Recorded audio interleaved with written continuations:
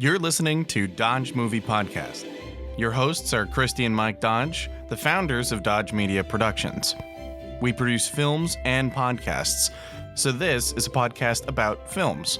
Join them as they share their passion for filmmaking. The process of making a film can be difficult because when you're in the filmmaking process, you don't have a good idea of what it's like for the viewer. Part of the way that we in the filmmaking business solve this problem is by focus groups. We ask people to watch a film and then tell us what they think. That helps us understand how what we're doing comes across to the viewer.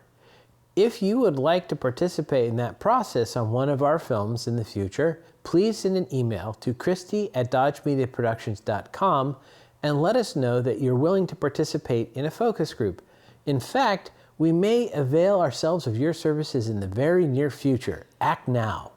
And you don't have to have any previous film knowledge because we actually want to know if the film is hitting the beats for the average audience. So no previous experience required. Just passion. Welcome back, podcast listeners. We are going to talk about a movie called Pressure. This stars Brendan Fraser, and it's about the decision of which day to invade Normandy on D-Day. And if you hear someone say this is a movie about weather forecasting, you would think most likely that it's going to be a very boring film. Snooze fest. In the film, they even talk about meteorology being boring. But I can tell you, the trailer had me in, and the movie was sweaty palms time the entire way. It is the most nerve-wracking, white-knuckling movie about weather forecasting you're ever going to see. Not in a way that please don't go see it for that reason. No. You're not selling the movie very well. But like if you want to be on the edge of your seat for like a good fun ride, well, maybe fun isn't the right word when we're dealing with war. Right. But it's suspenseful. It's definitely will they, won't they? Yeah. I mean, even though the whole time I was like, but we know they did. And we know what day they did. I feel like this could go in my quiet contemplative movie category in the sense that with a few cases of hollering from folks, it's mostly about people struggling with decisions in a quiet contemplative way. You know what it reminded me of was Air, the film with about when Michael Jordan? Yeah, when they were when the people at Nike specifically, and I can't remember his name, but Matt Damon's character is trying to get Michael Jordan to sign to license a tennis shoe with their company. And you know he did because we all know Air Jordans, but the film did such a great job because it's like, is this guy going to get him to sign? Like, you know, like, so it's one of those movies where we know the outcome. Why am I tense? But the filmmakers did a good job because they brought the tension. And for the most part, with one exception, they stuck very closely to historical accuracy, which in a certain sense hems you in because you're not able to move things around to make them more dramatic. You have to rely on what you choose to capture. So there was again, no spoilers for superfan Chris, there was an event that happened that put one of the title characters under more pressure that was not accurate, but it's one of those things where I think I can forgive the filmmakers because they did a pretty darn good job at everything else. I was very fascinated to read about the level of effort that the art department went to make it realistic. They apparently, the filmmakers in general, were able to find some nonagenarians who had worked in meteorology, if not that particular room, to help them make it more accurate. And I like this. They even went so far as to research what were the types of machines that were printed so they would have the right color and opacity of paper for all the things that they're handing to each other in kind of the weather war room. And apparently they had so accurately reproduced a map on the wall that they, after production, donated it to a museum to use. They really to find out that it was fake. Above and beyond. Well, hopefully they told them ahead of time that this was a movie prop. But they really went to great pains in that weather war room scene to make it accurate. And I did wonder while we were watching the film when we see one of the main characters living in a tent, because this was a military camp, even though the building itself was some English hall that some rich guy owned. The rest of the people lived in tents on the grounds. And I thought, how would you have a clean uniform if you're living in a tent? And apparently the costume department agreed, because they went to pains to make sure that the costumes were not only lived in, but they weren't pressed, they weren't starched. They wanted it to look like people were actually living in this military camp, which I thought worked well, even though I didn't catch, oh, that wasn't starched. It made sense, it felt lived in. There's a lot of accuracy there, including the inclusion of some real wartime footage. Mm-hmm. So apparently the filmmaker was not particularly keen on that originally, the director, but after watching Peter Jackson's documentary, he felt like the addition of colorized war footage would help. So he selected some of those scenes out of many hours of footage, and then his digital team colorized it and put that into the film. They did a great job, because even though, yes, I was aware of it, it wasn't so glaring. Like it fit. In fact, to me, it gave the film, I don't want to say legitimacy, because it's not that I question legitimacy, but it reminded you this really happened. We're not just watching a narrative film, a fictionalized, this really happened. And it brought the gravity of it, I thought. And the climax of the film really affected me. We really can avoid spoilers. I mean, we can. Oh, right. Because people know. Okay. And if you don't know there was a World War II, then I'm owning that. Superfan Chris, I think you're clear on that, but we invaded Normandy.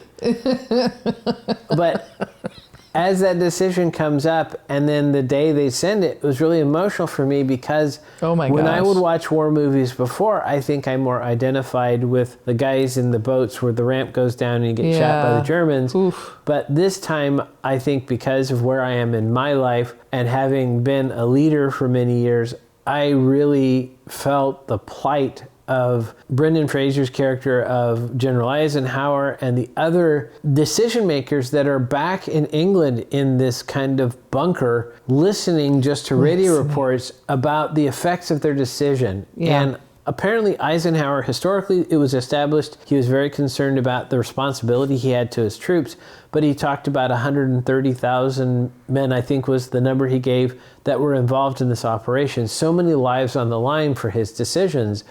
That really weighed on me. I mean, that hit me, that impact. Mm-hmm. And so I think fantastic performance by Brendan Fraser. We had talked in a previous podcast about the term Oscar bait, and some people say that's a pejorative. I don't know about that, but in this case, this film looks like an Oscar performance to me. It's got, it's a war film, it's a period piece, it's got those things, but I think Brendan Fraser's performance is fantastic in that he brings this gravity to the decision. It makes sense. Really, the film is about one decision, what leads up to that, and then the consequences thereof. And so the fact that you can have a performance that makes that, and then Andrew Scott's performance, where his character, and I don't know if this is historically accurate, is incredibly stoic. He really doesn't show a lot of emotion. To be able to hook in the viewer and to have us understand his emotional journey without really the screaming and throwing things or any of that scenery chewing you might associate with that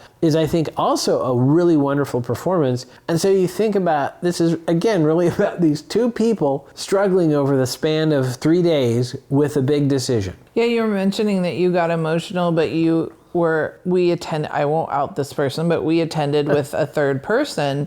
And at that same moment, I was looking, I was sitting in between both of you, and you both were teary and emotional. So, and that person is of a different generation than you. Sure. So I wonder if they were, who they were feeling an association, or just the gravity of the entire situation. I mean, you hear that D-Day was so, destructive for our troops, but then when you see a la Saving Private Ryan and different films that have portrayed that, to see it in those with those visuals, it just brings a deeper sense of gravity to it. Sure.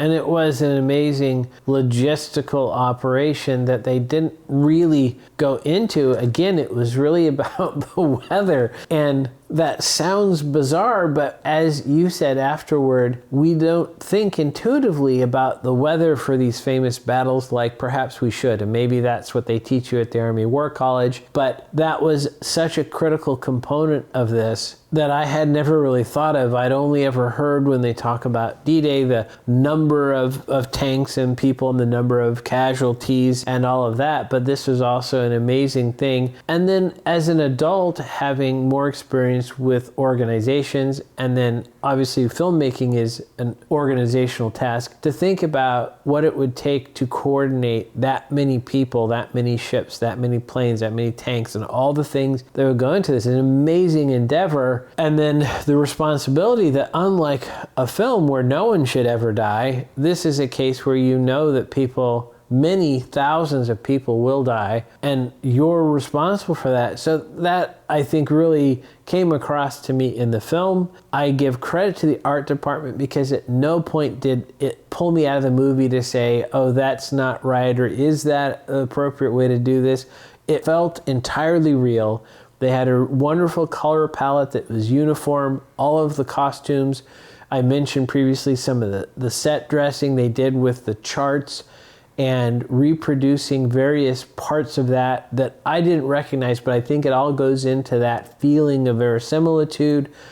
Just a fantastic film. Apparently there was a pre-screening on the 28th of May, and it had a recorded message from Brendan thanking people for going to the theater. I bring that up because it's sad that in our local theaters, it's mostly been pulled out. There's only a couple showings a day in these theaters, and I really don't know why that is. This is a fantastic film.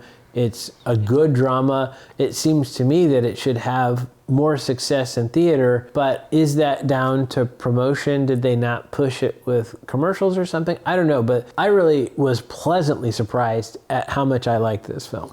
And I don't think it's necessary to see it in the theater, but I definitely think that our experience was enhanced by being in the theater, by, kind of that dark space. There were only, there were 6 people in our theater, including us 3, but it was a weekday evening performance. So that probably it tracks for that time of day for theater, especially a smaller film. But I definitely think that it's a shame that it's not getting a wider release, because I do think, it's up there with like these epics. Like you were talking about Oscar bait, and I had always heard that term used in more of a pejorative sense. And you were talking about the qualifications that makes a film Oscar bait, and this kind of checks all the boxes, but I don't think in a negative way. I think it just executed a historical real-time story involving war with high emotional state. You had mentioned seeing it in the theater versus not, and I originally thought you were going to refer to the big screen, and I would say that part of it, you don't need the theater, because even though it's a World War II film, it is really a very intimate movie. But you're right, this is not a film to screen. You need to be fully focused on this performance, I think, to go through there. So yes, I think when you have a movie about D-Day, it has to be in theaters on June 6th. So I'm curious if will they do another run closer to the end of the year for kind of the Oscar push? Will they put it back in theaters maybe? Well, I guess or will that be, they'll put it on streaming in early November or something? I'm not sure. Yeah, but this is really a fantastic film. I did not see his Oscar-winning performance. I did love Brendan in the film he made recently where he was an actor in Japan. Rental Family. And this is another outstanding performance, and we kind of had a chuckle on the way home after the film that his early career was much sillier. Dazed and Confused, George of the Jungle, Blast from the Past. He had some very silly roles, and I would love to see him get back there because I think he's a good comedic actor. But the last several roles have been more serious, dramatic roles, and boy, what a fantastic performance. Because there were some comedic moments of Rental Family, so I think he definitely has it in him, and I've seen him interviewed, he actually likes to be funny. He's comfortable in that space. Makes sense. Yeah. In this case, he shaved his head to mimic Eisenhower's hairstyle, but he's substantially taller than Eisenhower was. I did the research. Brendan is 6'3", Eisenhower was 5'10", but at that time, the average male height was 5'7", so Eisenhower was above average height, but just in this film, Brendan is a much bigger fellow than I remember my presidential portraits of Eisenhower, let's just say, from my time in school. But I felt like he did the role fantastically. I don't know the other characters. I did mention the actor who played Montgomery had an interesting vocal affectation, but this film is so realistic, I have to assume that with a figure that well known, they had audio recordings that the actor could listen to. I'm going to defer to them. I know they said that Brendan read many, many books, biographies about Eisenhower to attempt to inform his performance, and I just absolutely adore and respect that level of commitment to the craft. And of course, that reminds me of the scene from, I believe it was Jersey Girl, where Kevin yells at Ben Affleck, "Why can't you be this committed?" or something. So these actors really do put a lot of themselves into it. I would love to know how long this was in production. I know that they did stage for both the D-Day landings and then this training landings leading up to it. They did that actually on the shore in England. They found a place where they could do that. Wow. And they too encountered weather delays, which I thought was ironic. So there's obviously some money spent on this to set dress this. Apparently they wanted to get the original English manor house that was used in the war, but it's now part of like a military base. So they had to find a stand-in rich dude's house to serve that, but that can't be cheap, both to lease that but also to set dress it. I loved the cinematography. I felt like they had this motif that apparently came with that second location that they had found, where there's this upstairs walkway and they have arches. So the camera was on one side of this open space, and as the characters would walk on the other side, they would be framed in these arches, but then you would see the pillar on the near side crossing the camera. What a clever use of that space visually. And then setting up the weather war room with the angle through the doorway into the office he had taken over. Fantastic. Colors were gorgeous. I thought the hair and makeup was fantastically done because I didn't notice it. I was immediately aware that Brendan Fraser didn't have as much hair as I see in interviews, but that was the end of that. It wasn't like I looked at it and said, oh, this is a skull cap, or you could see stubble or whatever. They just made him look like his front forehead, very familiar to me, had that glossy shininess of when your hair is giving up the ghost. So they did a fantastic job for a guy that I think still has some hair left. So that was great as well. As I mentioned before, I thought the interleaving of the real footage with the reproductions footage was super well done and very impactful. So I was into this movie when I saw the trailer, but I'm so much more pleased by having seen the actual film. I'm a little sad that I haven't heard more buzz about it, because I think this is really a fantastic film. Yeah, I thought I was kind of bummed because just because of how our schedule landed. And then we started looking, like last weekend, when we saw Power Ballad, we were going to go see Pressure because we knew it was in the theaters, and it only had these 2 evening showings. And so I was kind of bummed at first because I thought, oh no, we're going to have to wait now like 3-4 months for it to come to a streaming platform. But I knew that when it did, I would remember it and definitely make sure to see it. So I was super kind of excited that the, fates aligned and we were able to go see it in the theater, because I really wasn't looking forward to the wait. So if that's not a good recommendation, I don't know what is. That basically it was kind of a good happenstance that the stars aligned and we were able to go see it last night. I really liked it, and I highly recommend. I'm curious to watch what happens. Like I said, is it going to come out into streaming sooner or later? How do we get more people to see this film? I think it's a wonderful film. Now, I know from some historical reading of Wikipedia that Eisenhower met his wife, Mamie, a famous first lady. Aww. When they were younger, he was stationed someplace, and I don't believe there was any implication that he ever had a side piece, but I thought it was very interesting in this film that this other character, played by Kerry Condon, who is an Irish actress that was in F1, amongst other things, they spend a lot of time together, and they have what I would call intimate, but not in a romantic way, but they are very close. They obviously work together in a highly pressurized environment, and humans naturally bond, so they have this bond between the two of them. I thought that was well done. I felt like it would have been possible to then try to play that up, or the other side, play that down. And I liked how they approached that performance of these two people who were working together. And one of the things that came up when I was doing the math during the viewing is, how do you possibly go to sleep at that point? But then you need sleep because you have to make important decisions, and if your brain is not working. And that actually came up in dialogue throughout several different characters about, did you sleep? Please go get some sleep. And I thought, how could you possibly have done so? So having this person that you have worked closely with, and you're in this highly pressurized environment, it makes sense that you would bond and you would be close, even though the genders are such that you would maybe in another situation wonder about these two people being together so much. Yeah, it's funny you say that, because at the end, the meteorologist, who has been through it, because at the point he is saying goodbye to Kerry Condon's character, he doesn't know if he's going home to a wife and a baby or nobody. Right.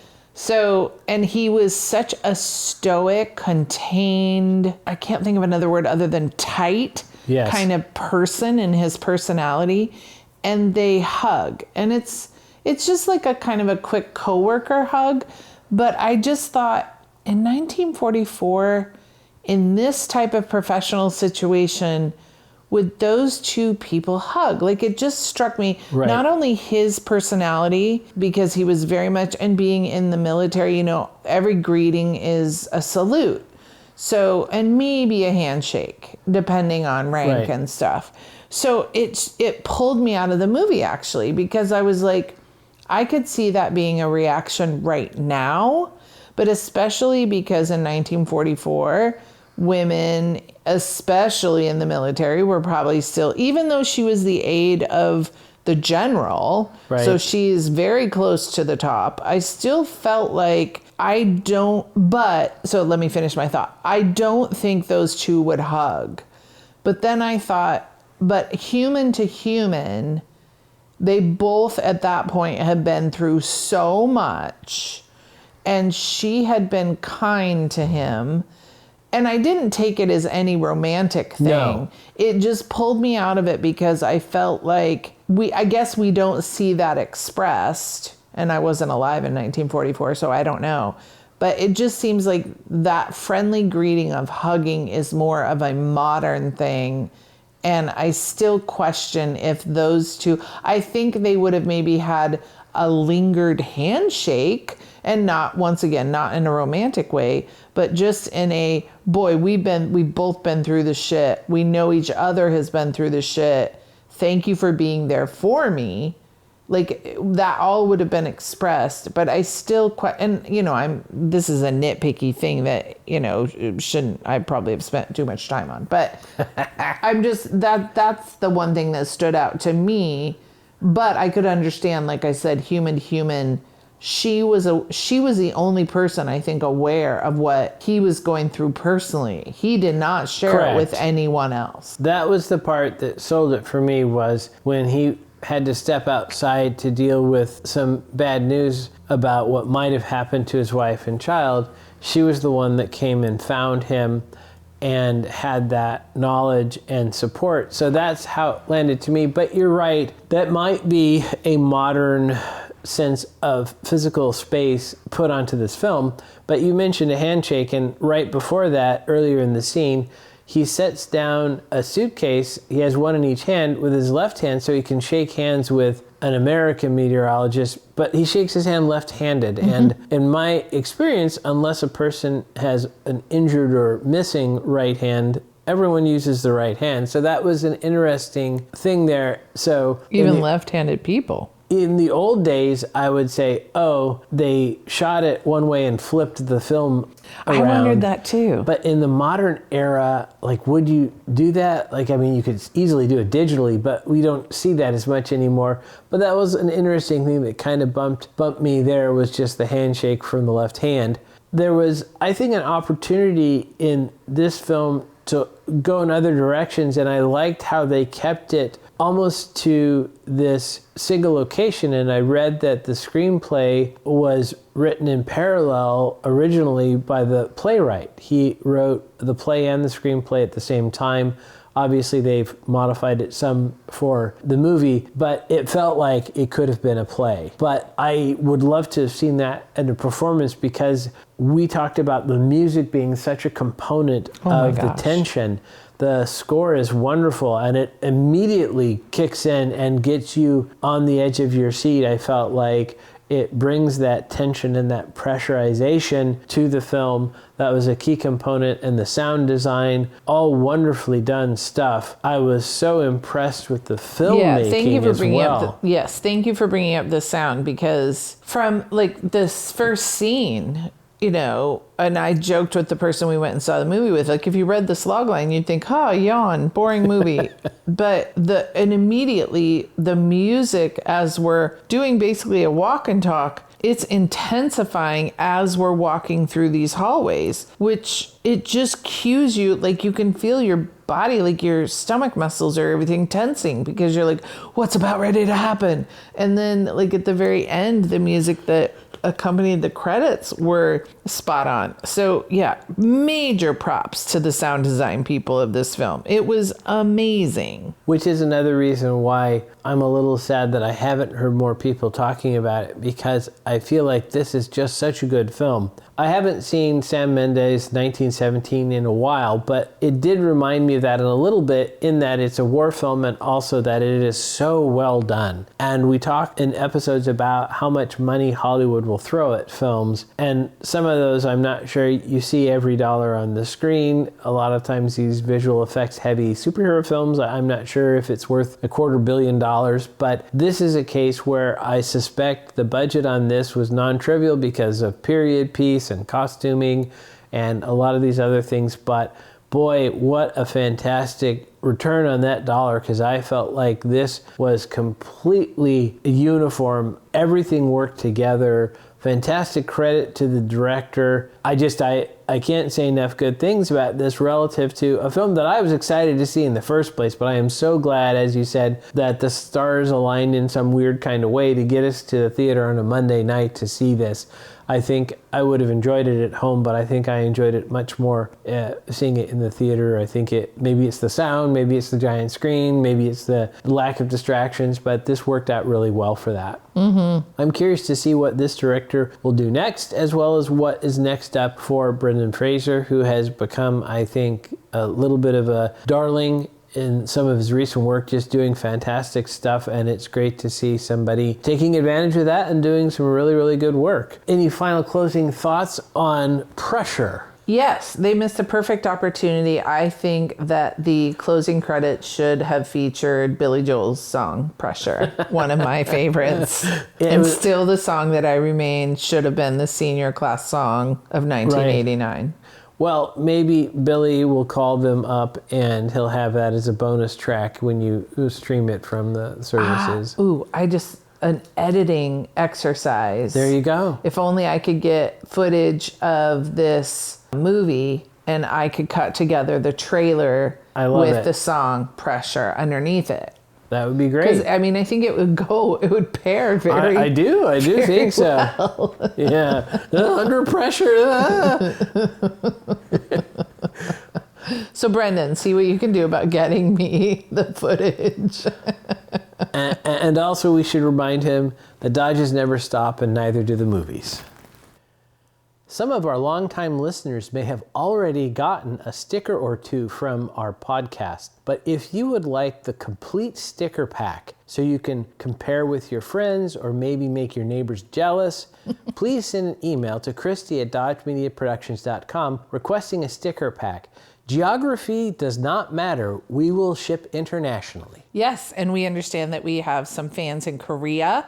Thank you. In Germany, thank you. Australia, we have a couple fans. So we would love to know where you're listening from. We have a new sticker that we are very excited about, designed by our very own Michael W. Dodge, and we would love to send it out to you. So just shoot me an email with your address. And this is not for email collection, although if you would like to be on our newsletter, state that, and I can get you on our newsletter list. But we are not mining for emails. We simply want to show our appreciation for your listenership and happy to send you out a sticker pack. Just ask. Bonus points for people who post photos on social media of them rocking their DNP stickers. Yes, that would be amazing. Thanks for listening to Dodge Movie Podcast with Christy and Mike Dodge of Dodge Media Productions. To find out more about this podcast and what we do, go to DodgeMediaProductions.com. Subscribe, share, leave a comment, and tell us what we should watch next. Dodges never stop, and neither do the movies.